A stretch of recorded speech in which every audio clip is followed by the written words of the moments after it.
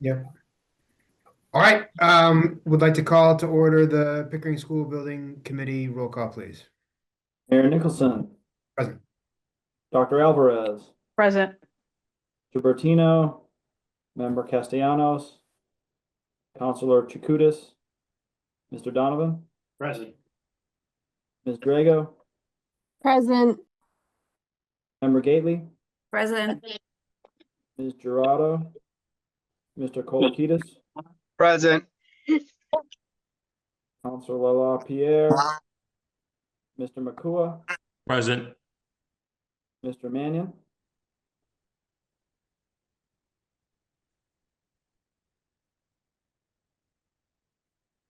Thomas right there. Present. Mr. Marlin, Mayor McGee, Present. I'll never get with this. Councilor Meany, Ms. Miller, Ms. Philbrook,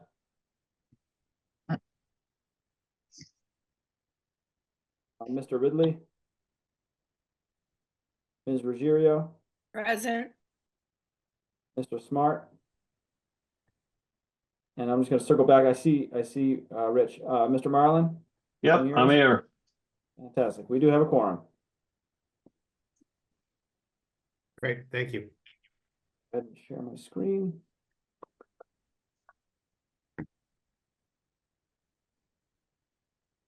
Okay, so tonight we've got a few administrative actions, including the meeting minutes and project budget update. Then we'll talk about the project. We'll give you an update on the procurement. We'll talk about the soils challenges we're experiencing. Give the construction update. Then we'll talk about the project schedule and SBC meeting schedule. So the first order of business are the meeting minutes from February 12th, which were in the packet sent earlier today. Motion to accept. Second. All in favor? Aye. Aye. Opposed? Ayes have it. Thank you. Lynn, would you like to? Sure. take Next is our project budget status report. The project budget you should have in the monthly report that went out today as well.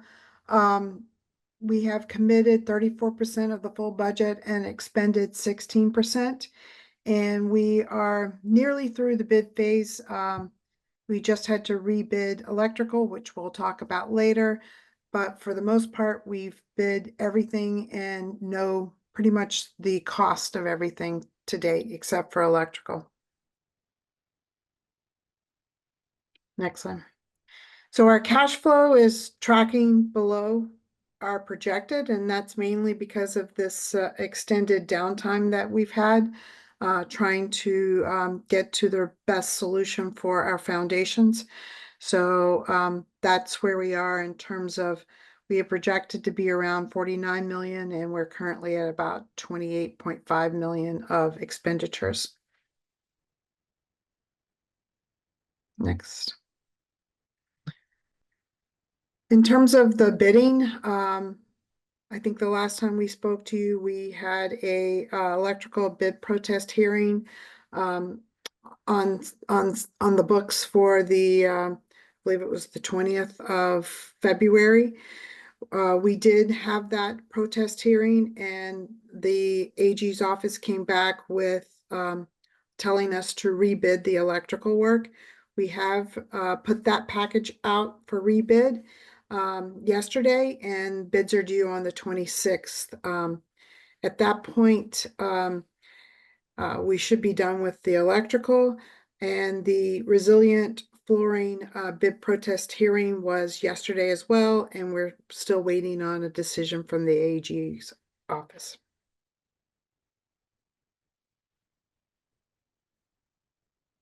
Maybe before we go on to a consiglious report, any questions about anything we've covered so far? Just one quick one on the electrical. Are only the contractors that bid on it previously allowed to bid again? Yes, we had a pool of pre-qualified electrical contractors.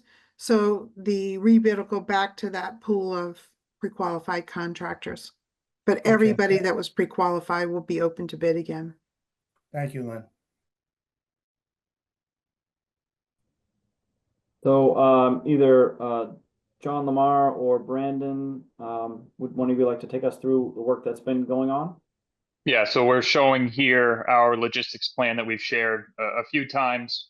So we still have continued to work on site utilities. Last month, we talked about prepping for some drainage structures. We have continued to prep for those, with the first one being planned to be set on this Friday. So that'll be detention system number 2, which is just south of that MWRA easement.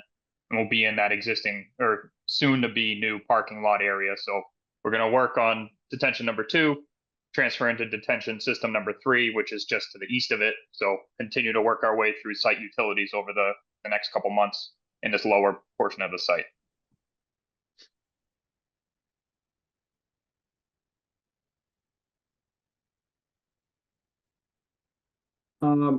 Either Brandon or Lynn, would one of you like to speak to this slide, or I can take it? Sure, I think we can, maybe I'll chime in together. At the last meeting, we talked about having 3 potential ground improvement solutions. One being to not install any further ground improvements or wraps. And then another option was to install wraps only a shallow distance, 10 feet. The last solution C, was to go a bit deeper with that. Both of those, B and C, were including a enhanced monitoring program for the SOE and assistant school. But we decided that we would hold off until we could get some further testing. We did CPT testing, which is a different type of testing than the borings that we had originally taken. Since then, since the February SBC meeting, we've done quite a bit of testing.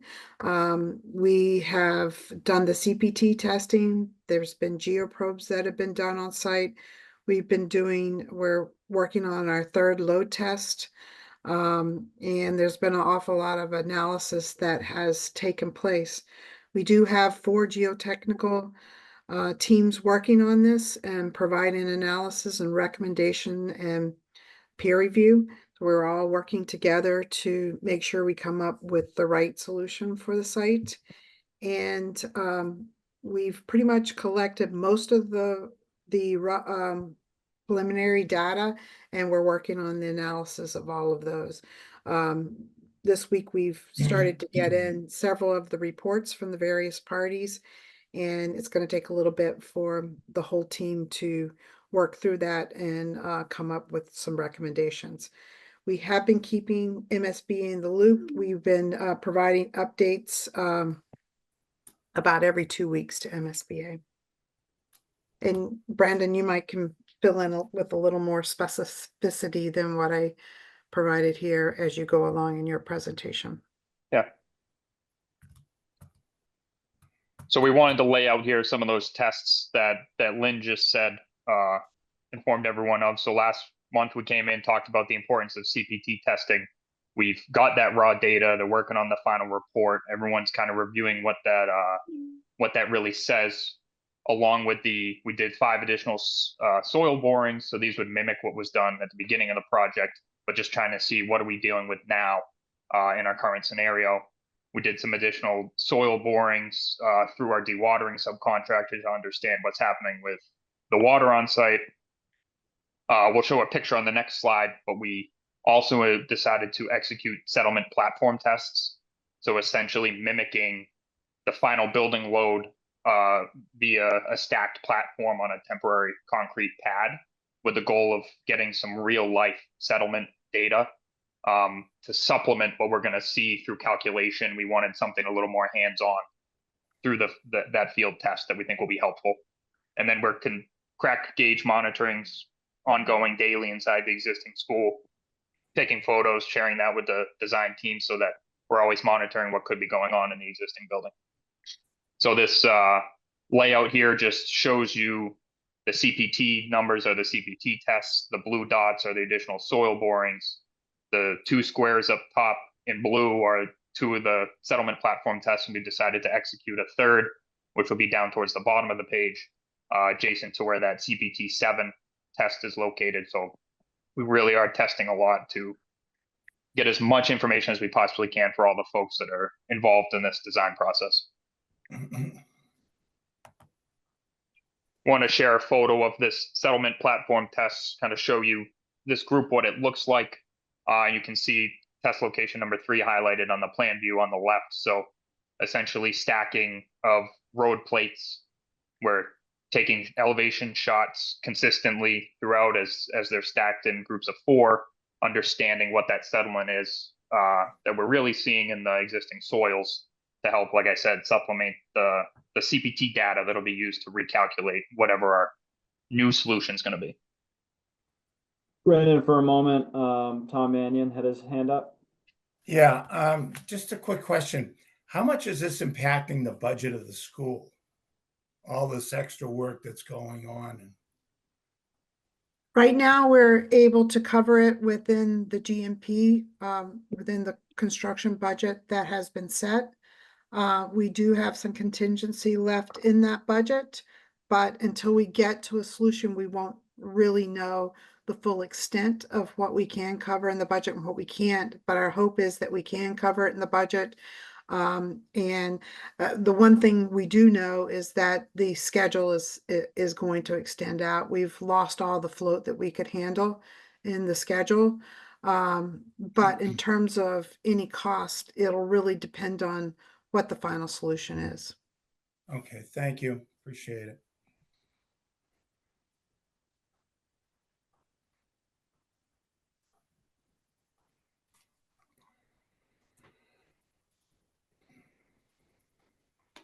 This slide just talks a little bit about the monitoring that's going on in Sisson. So up until this point, Terracon, who's on the design team, had placed some crack monitors at the interior cracks that were observed.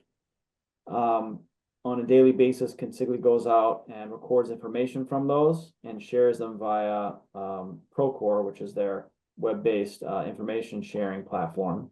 And then Terracon has been reviewing and advising, mostly reporting that not much additional movement is being observed.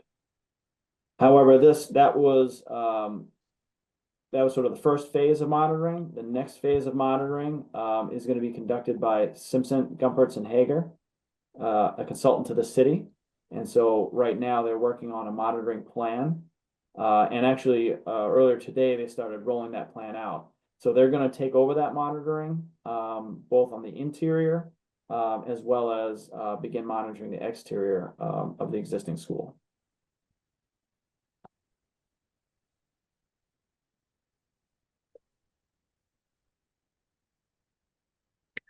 So, does anybody have any questions on? Greg, I just had a quick question. Is SGH also providing other services on this project besides monitoring? They are peer reviewing everything that's happened. They've been closely involved with everything we've done. They've made their recommendations based on what they've heard. Sure. As Good. well as we do have WJE and we have Haley and Aldridge, Okay. along with our geotechnical consultant, Terracon. So we've got the best of the best working sure on do. this. Yep. So, I feel good that, we will get to the right solution. I agree. Thank you.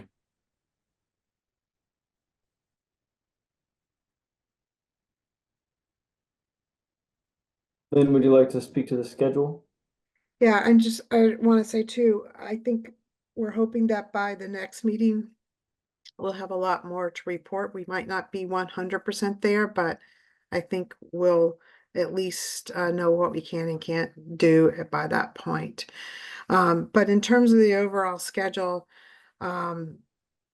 we've talked about pushing out to the February break. and then looking also at the April break, but at this point, it's looking more like it would be April break, if not, pushing us to the next school year.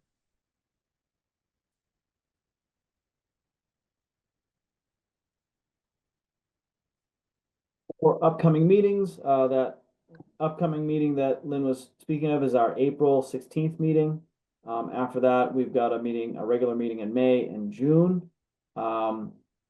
We are keeping an eye on the provision that allows us to meet remotely.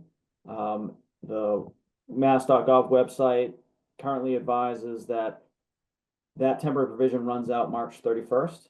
So we will, like I said, kind of monitor that situation. Hopefully it gets extended again.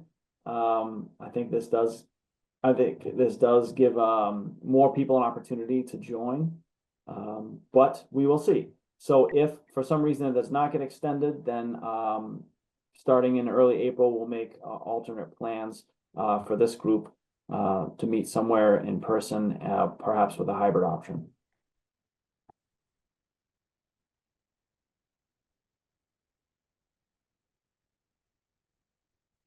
Questions or comments?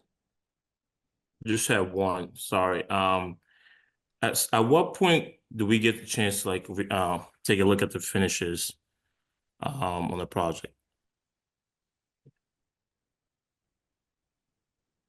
Maybe Greg, do you know? This is Gene, Raymond. Gene. So, Flory, we're waiting to receive all the contractors' submittals because we actually need the products. You know, they can use any equal product. So we're waiting to find out what products we're actually working with. Then we'll definitely pull together, you know, our recommendations for your committee's review and comments. I don't know when that will be. I have the sense it's probably still a couple months away. Right. Okay. Sounds good. Thank you. You're welcome. Member Gately? I have two questions. One, there was a machine coming in, a drill of some sort of a large drill to go down on February 24th. And I remember hearing that. Did that get done? Yeah. Yes. That was either our CPT rig, Lorraine, without knowing exactly which one you're mentioning. That did come in That's and it. do all the That's the one. testing.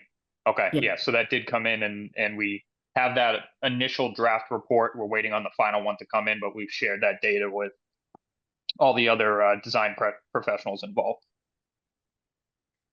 And the second question, I just am a little nervous with the political climate right now and all the tariffs. Is that going to affect us product-wise for money, budget? I think we had originally planned on it maybe being somewhere between 1% and 3% of the construction budget that could be potentially affected in terms of tariffs, but at this point, it seems to change daily in terms of what the tariff is actually going to be.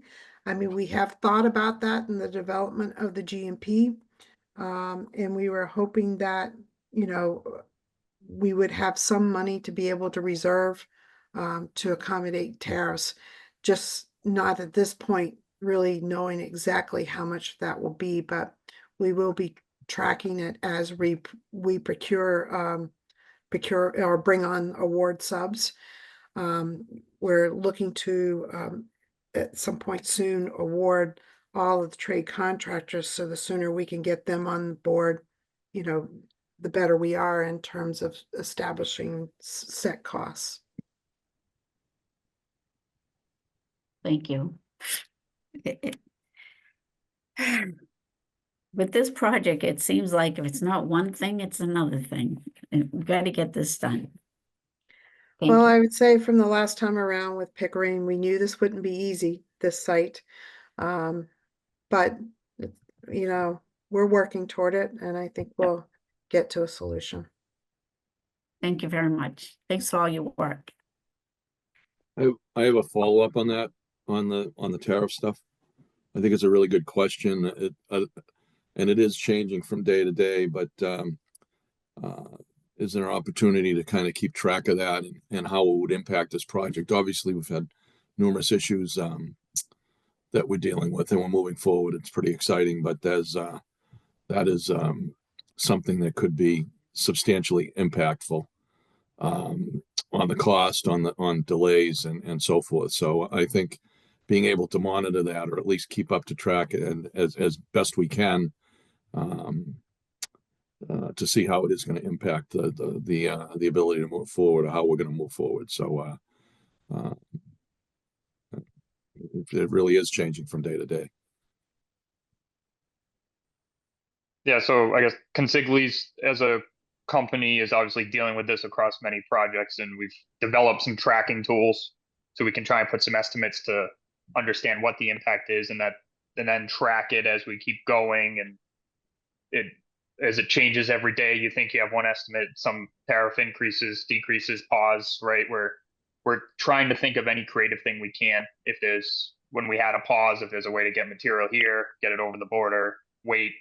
We're doing everything we can, and we'll continue to keep this group updated as decisions need to be made, and then what that impact is as we truly know.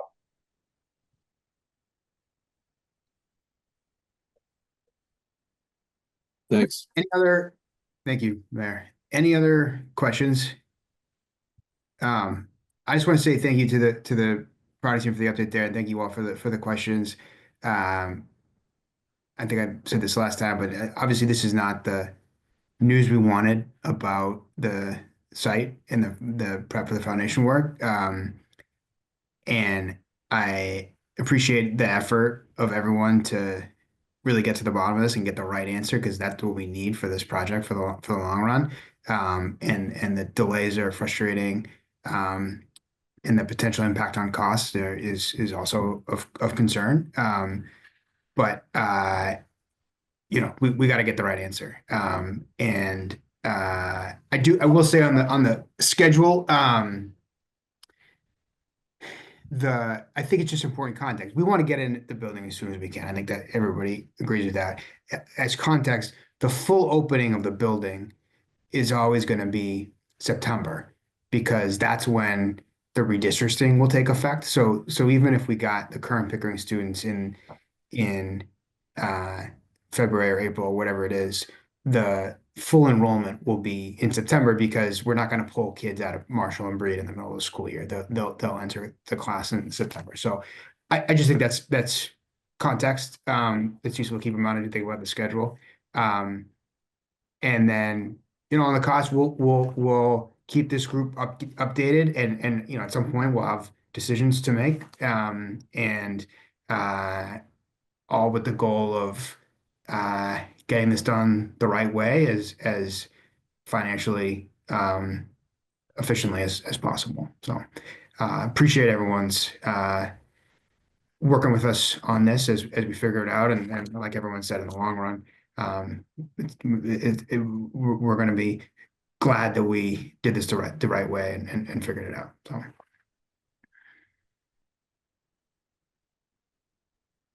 Thank you, everyone. Thank you. Thank you. Have a good evening. Thank you. Thank Good you. night. Thank Good you. night, everyone. Thank you. Thank you.